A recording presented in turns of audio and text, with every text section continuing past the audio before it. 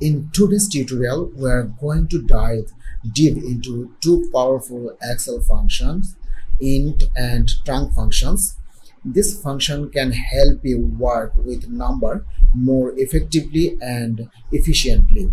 So, whether you are a beginner or an Excel pro, stick around because you are going to learn some variable skills today.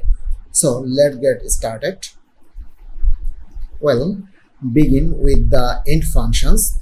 It's a fundamental functions used to round down or number to the nearest integer. So let's break it down. Let's start with the sentence of the int functions. So it's quite simple and it only take one argument, which is the number you want to round down. Okay, let's see with the in actions. So here we have the few number and I will do and use the int functions. So right here the int, then I just select this number and close it, hit on the OK. So here it's round up this number, and if I just drag it down, and here we got the round up number. Even we have the after decimal, we have the lots of number. Okay, so keep in mind that int always round down. If you need to round to this nearest whole number, you might need to combine with other functions. Okay, next up we have the TRUNC functions. It's also deal with numbers, but unlike int, TRUNC gives you more control over how you round. Let's explore.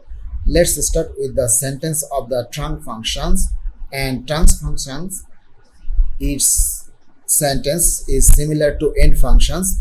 It's take one argument, which is the number you want to truncate. However, it also allows an optional second argument, which is the number of the decimal place you want to keep. Okay, so here I use the value. Then if I use here the TRUNC functions, this one, and just use the parenthesis, the first one is the number, so I can just close it, hit on the OK.